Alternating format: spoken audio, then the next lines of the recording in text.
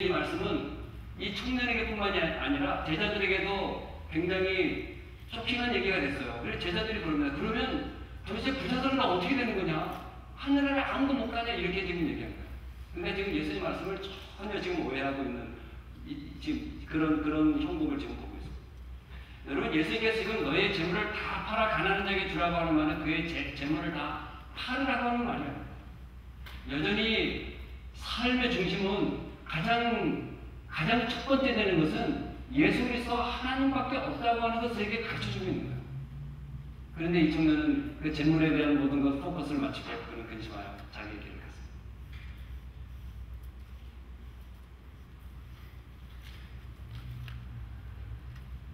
여러분, 오늘 우리가 이 청년이 했던 내가 이런 계명들을 다 지켰습니다. 이런 말들을 보면은요, 아마 여러분들도 그렇게 생각할지 모릅니다. 내가 이것도 지키고 저것도 지키고 저것도 지키고 다 지켰다고요.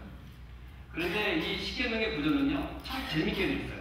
하나님께서 우리에게 10가지의 계명을 주셨는데 첫 번째부터 9번째 계명과 10번째 계명이 상당히 이상하게 되어 있어요.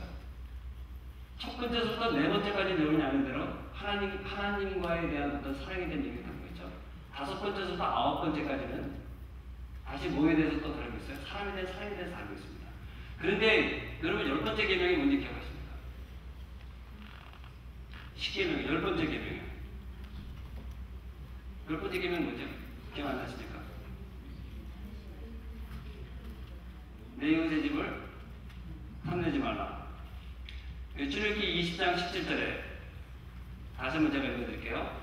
내 이웃의 집을 탐내지 말지니라. 내 이웃의 아내나 그의 남종이나 그의 여종이나 그의 소유나 그의 양이나 물은 내 이웃의 소유를 탐내지 말지니라. 이렇게 얘기했어요. 여러분 생각해 보십시오. 지금 하나님께서 우리에게 10개의 계명을 주셨는데요. 10개라고 하는 게 이게 숫자가 많은 겁니까? 적은 겁니까? 생각보다 많지 않은 거예요. 그렇죠? 많은 계명을 10개로 요약해서 주셨어요. 그러면 사실은 늘 거가 여기 굉장히 많은데 10번째 계명을 보면은요, 앞에 계명을 반복하고 있어요. 참 희한합니다. 보십시오. 내 이웃의 집을 탐내지 말라 그랬어요. 이거는 지금 뭐를 반복하고 있는 겁니까? 내 이웃의 집을 탐내지 말라. 뭐를 반복하고 있는 거예요? 도둑질하지 말라. 내 이웃의 소유를 탐내거나 갖지 말라고 도둑질하지 말라를 지금 반복하고 있는 거예요. 그 다음에 또 뭐 했죠? 그의 여종이나 남종이나 아내나 이런 사람들을 탐내지 말라 이 말이에요. 그런 것도 어디에 있습니까? 7번째 계명에 있는 겁니다. 왜 그렇게 있는 계명들을 왜 반복하고 있습니까? 왜 반복하고 있습니까? 오늘 이 10번째 계명은 지금 이 부자 청년이 근심하여 돌아간 것과 상당히 밀접한 관계를 가지고 있어요. 왜 하나님께서는 계명 10개명이 얼마 되지도 않는 10개의 계명을 하면서 9개를 말하고 10번째 왜 마지막을 또 반복했을까? 여러분 이렇게 한번 보십시오. 첫 번째 계명부터 한 개 한 개를 이렇게 우리가 이렇게 살펴보면요, 뭐 하나님 외에 다른 신을 주지 않았느냐, 하나님의 이름을 망령되이 여기지 않았느냐, 뭐 이렇게 쭉 그런 말씀들 이렇게 쭉 안식일을 잘 지켰느냐, 도둑질했느냐, 살인했느냐, 뭐 간음했느냐, 뭐 했느냐 이렇게 쭉 가면은요 별로 걸리는 게 별로 없어요. 대부분의 사람들의 경우에는 걸리는 게 별로 없습니다. 이 정도 되면 다 어떤 입장이 되는가 하면요, 누가복음 18장에 나오는 바리새인이나 이 법관처럼 그런 비슷한 입장이 되게 돼 있어요. 나는 그런 거 다 괜찮습니다.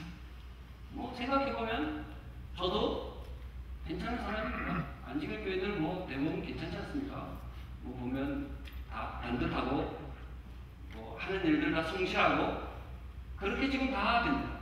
그런데 10번째 계명에 가면은요, 다시금 첫 번째로 다시금 돌아가게 됩니다.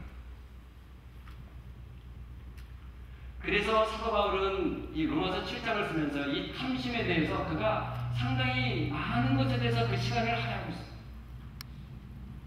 다 이룬 것 같겠지만 정말 그 탐심조차도 여러분의 없이 그런 계명들을 지켰느냐 다시 돌아보면은요, 안 걸리는 게 하나도 없습니다. 조용히 집에 가서 명상을 해보시기 바랍니다. 계명에 걸리지 않는 것들이 아무것도 없어요.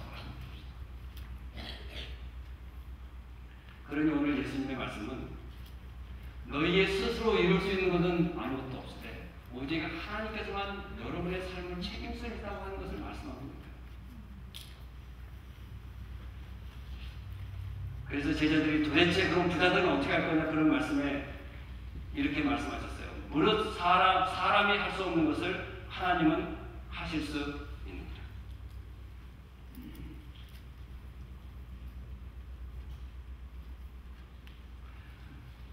오늘 우리는 예배를 드리러 하나님 앞에 나왔습니다. 오늘 우리는 예배를 드리면서도 오늘 우리의 생각과 오늘 우리의 판단과 오늘 우리의 것들로 인해서 하나님의 영광이 가려질 수 있다고 하는 것을 우리가 기억하면 좋겠습니다. 여전히 오늘도 정말 세리처럼 우리의 것들, 아마 이 세리도 이 자랑하려고 하면 자랑할 것이 있었으라고 생각합니다. 그가 물론 가슴을 치면서 주님 앞에 나왔지만 그가 자랑하려면 그런 것들이 있었을 겁니다. 그러나 그런 것들이 하나님 앞에서는 아무것도 없는 것처럼 되는 것이 진정한 하나님께 드리는 예배자가 된다고 생각합니다. 가장 겸손한 마음으로 하나님께서 우리의 삶을 진정으로 책임질 수 있다고 하는 것을 바라보는 것이 진정한 하나님의 은혜를 구하는 예배라고 생각합니다. 착각은 자유지만 오해는 금물이죠. 명동거리에서 사장님하고 소리를 외치면 8명 중에 10명 중에 8명이 뒤를 돌아본다고 합니다. 다 사장님이기 때문에. 한국 여성 10명 중에 7명은 자기가 예쁘다고 생각합니다. 아마 우리 교회는 10분 중에 10분이라고 그렇게 생각합니다. 네. 오늘과 그런 오해는 귀여운 오해가 되겠지만 하나님의 말씀을 들으면서도 하나님께 대한 오해를 갖는 것은 오늘 가끔입니다. 하나님께 대한 참다운 이해는 오늘을 진정으로 하나님께 예배드릴 수 있게 한다고 생각합니다. 지난 일요일에 특별한 방문이 있었습니다. 우리 선교부에서 두 분의 시각장애인 부부들을 초청을 해서 함께 예배하고 즐거운 시간을 가졌어요. 그 중에 한 분이 찬양을 하셨는데요. 참 좋은 찬양이라고 생각해요. 아마 여러분 들어보셨을 거예요. 똑바로 보고 싶어요. 이 찬양은요, 꼭 이렇게 장애인들이 주로 부르는 찬양처럼 그렇게 돼 있어요. 내용이 그렇지 않습니까? 똑바로 보고 싶어요, 주님. 온전한 눈짓으로. 똑바로 보고 싶어요, 주님. 견눈질하기 싫어요. 하지만 내 모습은 온전치 않아. 세상이 보는 눈은 마치 날 주인처럼 멀리하며 외면을 하네요.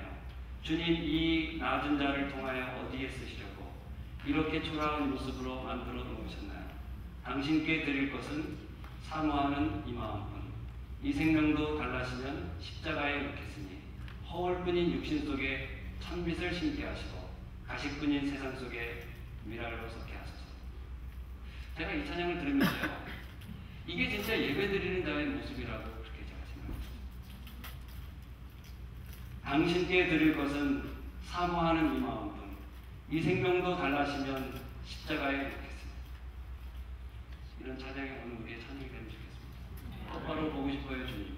나의 모습이 어떠하다 할지라도 나를 받아주시는 그 주님을 향해서 당신께 드릴 것은 사모하는 이 마음밖에 없다고 하는 것. 이것이 오늘 우리의 예배가 되고 경배가 되어서 오늘 우리의 삶이 하나님을 진정으로 예배하는 가운데 하나님의 예배한 축복들을 받는 우리 성도님 모두가 되기를 간절히 바랍니다. 네. 알겠습니다.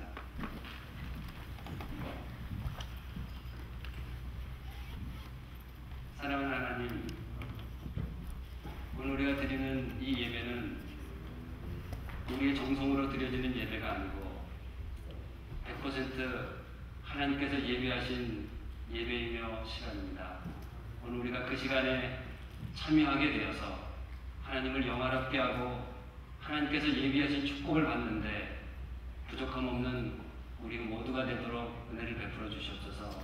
주님, 이 자리에 우리가 작은 예물 가지고 나올 수 있도록 은혜 주신 것 감사합니다. 이 작은 예물을 통해서도 하나님을 찬양하기 원하오니 우리의 드려지는 예물이 하나님의 사업의 성전에 귀히 쓰여지는 예물 되게 하시고 오늘 우리가 더욱더 큰 축복받는 주님의 자녀 될 수 있도록 은총 내려 주시옵소서. 복이 근원되시는 예수님의 이름으로 기도드리옵나이다. 아멘.